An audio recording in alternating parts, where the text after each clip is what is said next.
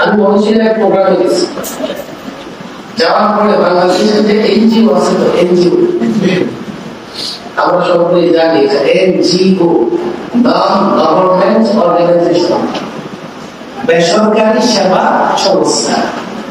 সমস্ত এনজিওদের আবার একটা বোর্ড আছে, কমিটি আছে, একটা সংগঠনের বোর্ড আছে। এক ব্যক্তি আসলে এসে আমাকে বললো, সেও ওই মাহফিলের দাওয়াত দিতে না, বাংলাদেশে এনজিওদের যে একটা সম্মিলিত প্ল্যাটফর্ম আছে, আমি সেটা সভাপতি। বললাম মাশাআল্লাহ, আপনার এনজিও কাজ কি? অনেক এনজিও তো আছে দেশ এবং ইসলামের বিরুদ্ধে কাজ করে, আছে না? কারণ আমার উদ্যোগের কাজ না, আমি শিক্ষামূলক কাজ করি। কিভাবে প্রধান প্রতিষ্ঠানে অনেক মাদ্রাসায় গিয়েও কি করে পাঠদান দিবেন, কি করে শিক্ষা দিবেন, আমি সেই নিয়ে আলোচনা করি। আপনি চাইলে আপনি কিছু মাদ্রাসায় এই ধরনের প্রোগ্রাম করতে পারেন। আমাদের কাছে সবচেয়ে অত্যাধুনিক পাঠদান পদ্ধতি আছে, খেয়াল করে শুনবেন। এটা তো আপনার দাবি, আমাদের কাছে যে পাঠদান পদ্ধতি আছে, এটা আপনাদের পদ্ধতির চাইতে 100 বছর এগিয়ে। আপনারা 100 বছর সেখানে যেতে পারবেন না। বলে কিভাবে বুঝবেন এটা? আপনারা কি করে বলেন আমরা ইউরোপে কাজ করি? আমাদের পাঠদান পদ্ধতি ইউরোপ থেকে আফ্রিকায় চলে। আপনাদের পাঠদান পদ্ধতি আমাদের চেয়ে কেন্দ্রে ভালো হবে। আমি তো বিপদে পড়ে গেলাম, এই ধরনের একটু বুঝানো চাকরির কথা না, সে তো মাদ্রাসার সিলেবাস বুঝে না। তাকে আমি কি করে বুঝাবো যে আমার সিলেবাস সবচাইতে আধুনিক, অত্যাধুনিক, তোমাদের সিলেবাস তোমাদের পাঠদান পদ্ধতির থেকে আমাদের পদ্ধতি 100 বছর এগিয়ে, তোমরা আগামী 100 বছর সেখানে যেতে পারবে না, এখন মাদ্রাসা শিখে যেতে আসছে। তাকে আমি ছোট্ট একটা উদাহরণ দিলাম। আপনাদের সিলেবাস বা পাঠদান পদ্ধতিতে 100 পৃষ্ঠার একটা বই মুখস্থ করে শোনাতে কতদিন সময় লাগে?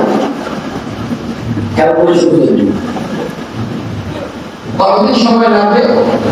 আমি সেটা আপনার কাছ থেকে বলে যাবো। আগে আপনি বলে আপনাদের শিক্ষা কারিকুলামে পড়াশোনা করে এই স্কুল, কলেজ, ইউনিভার্সিটিতে একটা ছেলে পাওয়া যাবে যে 100 পৃষ্ঠার একটা বই শুরু থেকে শেষ পর্যন্ত মুখস্থ শোনাতে পারবে? পাওয়া যাবে না। আমি বলি আমার সিলেবাস, আমার শিক্ষা কারিকুলামে 6 মাস থেকে 2 বছরে পুরা কোরআনে কারীম 600 পৃষ্ঠা মুখস্থ শোনাতে পারে হাজার হাজার। কয়েকদিন পর দেখবেন 6 মাসে একজন হাফেজ হয়ে আসছে। তোমরা আমাদের কাছে নিয়ে আসো একটা পাঠদান পদ্ধতি, যেখানে 600 পৃষ্ঠার বই আগামী 60 বছর ধরে মুখস্থ করে শোনাবে। তোমাদের কারিকুলাম আমাদের কাছে উত্তর কেন না? আমি তাদের চ্যালেঞ্জ করেছি, দুরানি বক্তব্য নিয়ে আসে, দুরানি বক্তব্য দিই। এখন দুরানি বক্তব্য কি? দুরানি বক্তব্য বাচ্চা একটা 3 বছর পড়বে, আর আপনাদের সিলেবাসে একটা বাচ্চা 5 বছর পড়বে। যদি আপনাদের চাইতে এই বাচ্চা বেশি না জানে, বেশি না বুঝে, না পড়তে পারে, দুরানি বক্তব্য বন্ধ করে দিন। দুরানি বক্তব্যে 3 বছর পড়ার পরে দিয়ে যান স্কুলে 6 এ ভর্তি করতে পারবে। হাতের লেখা এত সুন্দর হবে, এসএসসি ছাত্ররা তার সঙ্গে লিখে পারবে। বাংলা, ইংরেজি, অঙ্ক শুধু আর দিয়ে সুন্দর দোয়াগুলো শিখতে অন্তত আমরা মুখস্থ করে দিই। নামাজ, ওযু, সমস্ত মাসআলা বুঝে জানবে।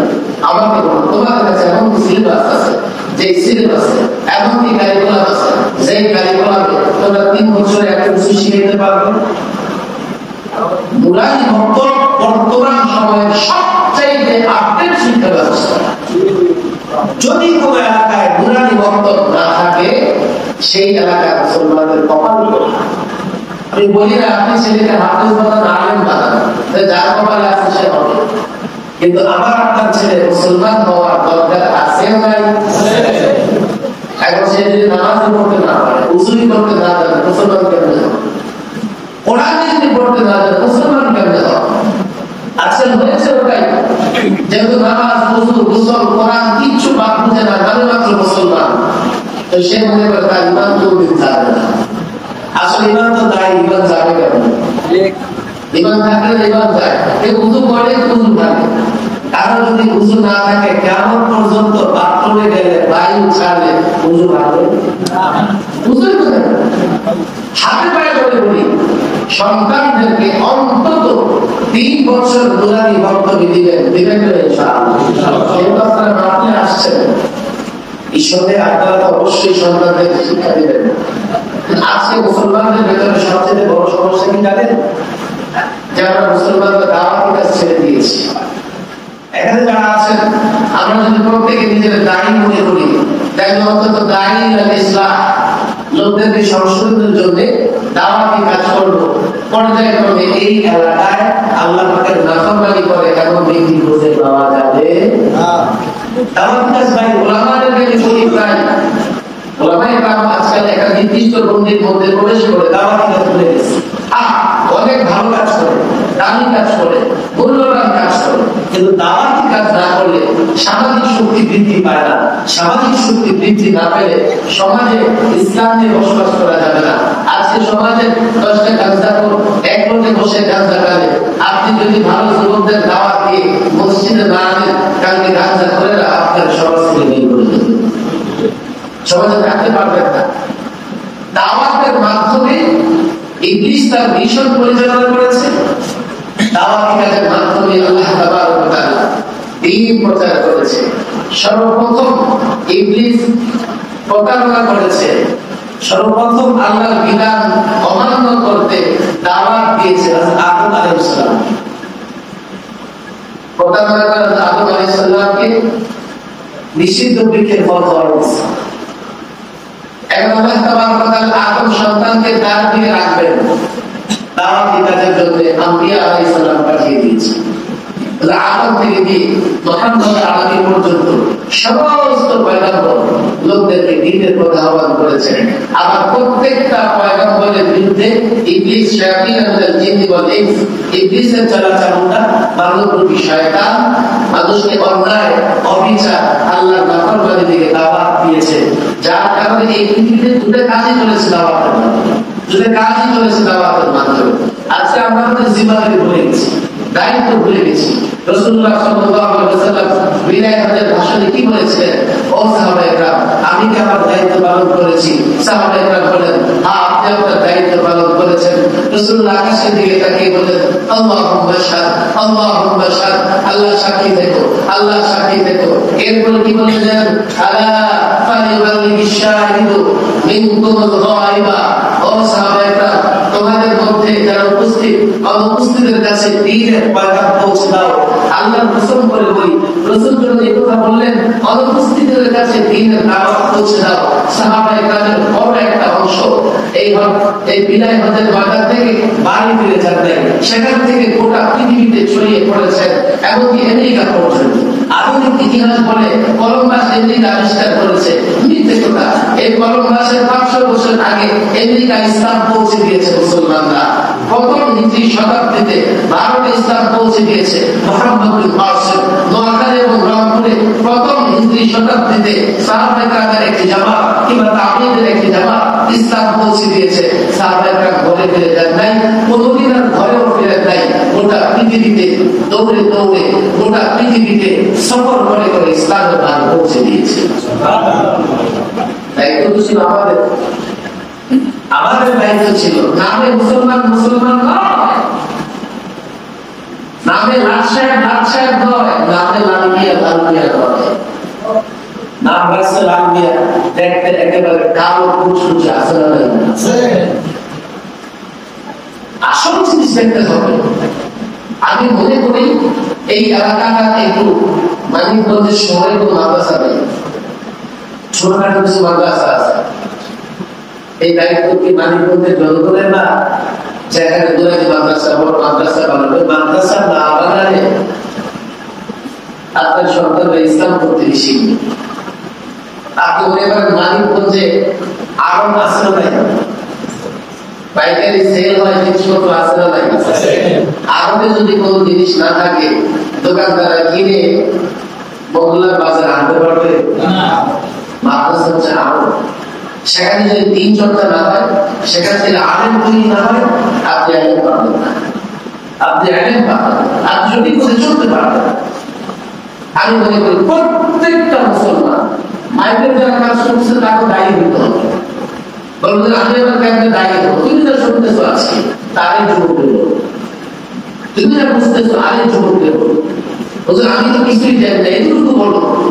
আজকে শুনেছি নামাজ পড়লাম, এটা আরেক মুসলমান দেবো, শুনেছি আজকে এই কাজ করালাম, সেটা আরেক মুসলমান দেবো। আমাদের সিফত এটাই ছিল। সাহাবায়ে কেরাম গোটা পৃথিবীতে ইসলাম ছড়িয়ে দিয়েছে, তাবিঈ তাবে তাবিঈ। বড় দুঃখের বিষয় হলো ওই প্রথম শতাব্দীতে যেখানে ইসলাম পৌঁছেছে সেখানে সাহাবায়ে কেরাম দাওয়াতি কাজ করেছে।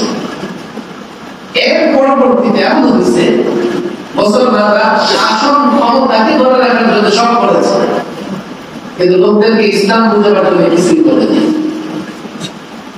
আপনারা শিক্ষিত সমাজ, স্পেনের কথা আপনারা শুনেছেন যে স্পেনে মুসলমানরা রাজত্ব করেছে 782 বছর। যখন মুসলমানরা স্পেন ছাড়তে বাধ্য হয়েছে, ওই স্পেনের মুসলমানদের কিছু বিল্ডিং ছাড়া কিছুই লাগে না। কেন জানেন? ইউরোপের লোকদের ভেতরে তারা ইসলাম প্রবেশ করাতে পারে নাই। আমাদের এখনকার যেমন মুসলিম শাসকদের অবস্থা, আরে আল্লাহ তোমাকে শাসন ক্ষমতা দিয়েছে, লোকদের ইসলাম থেকে তুমি মুসলিম, শুধু ক্ষমতাকে রক্ষা করার জন্য বাস। অথচ প্রত্যেকটা মুসলমান শাসনের দরকার ছিল আগে আগে মুসলিম। আমি এই সমাজের প্রত্যেকটা যুবকের ধারে ধারে পড়ে পড়ে কি করে ইসলাম পৌঁছে দেবো, সেই দায়িত্ব আমার। দায়িত্ব পালন করবে না, উল্টা শিক্ষা ছিল দিয়ে রাখছে নাস্তিকদের হাতে। আর তারা এমন বানায়, কয়দিন বানাইছে বানরের বাচ্চা, মানুষটাকে বানর থেকে তৈরি। এরপরে বানাইছে কি নারী পুরুষ মনে করে, নারী পুরুষ পুরুষ নারী হয়েছে। আল্লাহ মাফ করুন, কেন তাদের হাতে শিক্ষা ব্যবস্থা দিয়ে রেখেছে। আমার শিক্ষা দরকার আছে, ইঞ্জিনিয়ার ডাক্তার দরকার আছে, কিন্তু আমার ছেলেটা মুসলমান থাকার দরকার আছে না? এই দায়িত্ব তো যারা রাষ্ট্র ক্ষমতা, এলাকার মতলব চেয়ারম্যান, এমপি সাহেব, তার শুধুমাত্র বরাদ্দ বন্ধ করা তার দায়িত্ব না, তার এটাও দায়িত্ব যাতে সমাজের যুবকদের নৈতিকতা ঠিক থাকে, চরিত্র ঠিক থাকে। আল্লাহর কসম, যে মসজিদে যেতে পারে না, যে আল্লাহকে রাখতে পারে না, নামাজ পড়তে পারে না, তার চরিত্র ঠিক থাকবে এমন কোনো গ্যারান্টি দেওয়া যায় না। আল্লাহকে যে ভয় পায় না, সে আইনকে কেন ভয় পায়? এই আইনে কত পার্থক্য আছে আমরা সকলেই জানি। আইন দিয়ে কি করবে? কিন্তু আল্লাহকে যে ভয় পায়, সে রাতের অন্ধকারে গর্ত কামরায় একা একটি অন্যায় করতে পারবে না, মনে করবে আর যাই হোক দেখবে কে। আর যাই হোক আমি বলি দেখেন আপনাদের কাছে আমার সকলে দাঁড়িয়ে আমি জানি না একটা দাওয়াত তাবলীগের কাছে চলে কিনা। দাওয়াত তাবলীগ পছন্দ হয় না, আমার কোনো আপত্তি নেই। আপনার 3 দিন 40 দিন 10 দিন পছন্দ হয় না, আমার কোনো আপত্তি নেই। আপনি 1 ঘন্টার জন্য মানুষকে দাওয়াত দেন, আপনি একদিনের জন্য মানুষকে দাওয়াত দেন, আপনার যতটুকু সময় আছে অতটুকু সময় ব্যয় করে অন্তত প্রতিদিন একজনকে দাওয়াত দেন, দিনের পর আহ্বান করেন। এটা মুসলমান হিসেবে আমাদের সকলের জন্য ফরজ। দিন ঘরে ঘরে পৌঁছে দেওয়ার চেষ্টা করা আমার একটা বার আহ্বান হচ্ছে, এটা আমার সকলে দায়ী। আমি যুবকদের বলি দায়ী হও, লোকদেরকে আল্লাহর কথা আহ্বান করো, লোকদেরকে মসজিদের দিকে আহ্বান করো। 2 নম্বর কথা হচ্ছে সন্তানকে মানুষ বানাও। সন্তানকে মানুষ বানাবে না, খবরদার। আজকে বৃদ্ধাশ্রমে গিয়ে দেখো, সমস্ত শিক্ষিত সন্তানের মা বাবাদের খোঁজ লেগে বৃদ্ধাশ্রমে পাওয়া যায়। অথচ দিন দুপুরও তার সন্তানকে কি করে না, বৃদ্ধাশ্রমে পাঠায় না। সন্তানকে অনেক বড় শিক্ষিত বানিয়েছে, কিন্তু মানুষ বানাতে পারে না। যে মানুষটা বানাতে পারো, যে সন্তানকে এখন আদর করতেছ, সেই সন্তান তোমার বদলে পরিণত। আজকে হচ্ছেও তাই, অনেক মা বাবা অভিযোগ করে, হুজুর একটা সন্তান কথা শুনে না, এই সন্তান ইয়াবা খায়, গাঁজা খায়, এই সন্তান না দিতে পারো, পালায় গেছে, আছে না ভাই? হোস্টেলে দেখা যাবে একটা বাড়ির পর এখন যুবক আছে, আর একটা পরিবারে একটা যুবক যদি নষ্ট হয়ে যায়, এই পরিবারের শান্তি থাকে না, মানুষ ধরে না। কারণ এই সন্তানই বছর পরিণত হবে, এই জন্য আপনাদের কাছে অনুরোধ, আর সন্তানকে মানুষ বানানোর জন্য অন্তত 3 বছরের জন্য দুরানি করতে হবে। দিনের আমাদেরকে তৌফিক দান করুন, আমাদেরকে দিনের দায়ী হিসেবে কবুল করে দেন, আমাদেরকে সন্তানকে যেন আমরা দিন শিক্ষা দিতে পারি সেই তৌফিক আমাদের দান করুন। সকল দুরূদ শরীফ পড়ুন।